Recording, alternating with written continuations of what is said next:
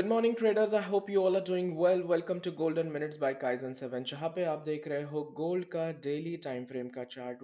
कल के trading session को कंसिडर करते हुए और डेली टाइम फ्रेम को देखते हुए मुझे लगता है कि मार्केट यहाँ पे एक छोटा सा पुल बैक शो कर सकता है। उसके पीछे कई सारे रीजंस है। सबसे पहला रीजन ये है कि ये कंटिन्यूस 6-7 दिन होने वाली रैली, और दूसरा सबसे इम्पोर्टेंट रीज़न है जो हम 60 मिनट के टाइम फ्रेम पे समझने की कोशिश करेंगे।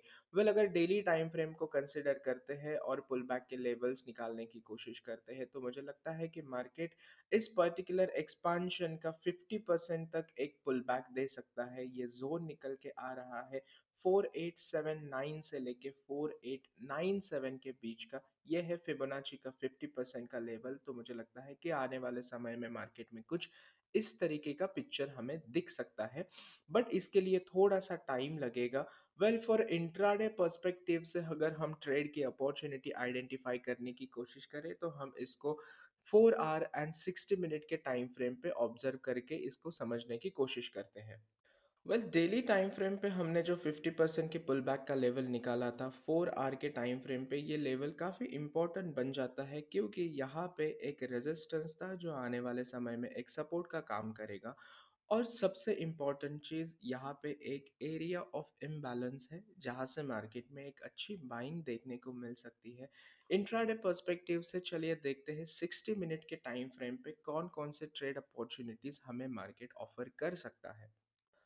कल के ट्रेडिंग सेशन ने यहाँ पे काफ़ी इंटरेस्टिंग पिक्चर बनाया है। यहाँ पे आर्ली टाइम फ्रेम पे स्ट्रक्चर को भी ब्रेक किया है, बट ओवरऑल स्ट्रक्चर बुलिश दिखा रहा है, क्योंकि जो कल के ट्रेडिंग सेशन में गैप अप ओपनिंग शो की थी, मार्केट ने इस गैप को पूरी तरीके से फिलअप किया है। But at the same time देखने वाली चीज़ ये है कि मार्केट ने गैप फिलअप करने के बावजूद भी ये जो पर्टिकुलर रेजिस्टेंस है इसको ब्रेक नहीं किया है।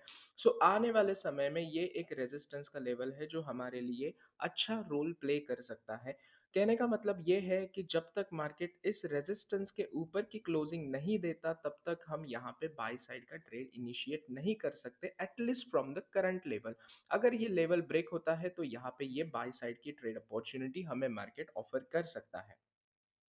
1 आवर के टाइम फ्रेम को कंसिडर करते हुए मुझे लग रहा है कि मार्केट इस 600 पीप्स के रेंज में कंसोलिडेट होने की पॉसिबिलिटी है। अगर ऐसा होता है तो सिंपल सपोर्ट एंड रेजिस्टेंस के हिसाब से आप अपने ट्रेड प्लान कर सकते हो। कहने का मतलब ये है कि मार्केट अगर इस सपोर्ट पे आता है तो बाय का ट्रेड इनिशिएट कर सकते हैं, और अगर इस रेजिस्टेंस पे जाता है तो विद प्रॉपर स्टॉप लॉस यहाँ पे सेल साइड का ट्रेड इनिशिएट कर सकते हैं।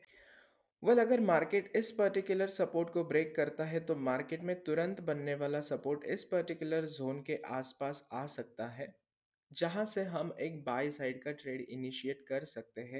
At the same time important चीज़ ये भी है कि अगर मार्केट इस सपोर्ट को ब्रेक करता है, तो यहाँ से पुल बैक पे हम एक सेल साइड का ट्रेड भी इनिशिएट कर सकते हैं। तो यहाँ पे कई सारे अपॉर्चुनिटीज़ मैंने आपके साथ शेयर किए हुए हैं। अगर इन सारे लेवल्स पे कोई भी चेंज आता है, मार्केट के स्ट्रक्चर में कोई भी चेंज होता है, तो डेफिनेटली मैं उसके अपडेट आपको फ्री टेलीग्राम चैनल पे दे दूंगा।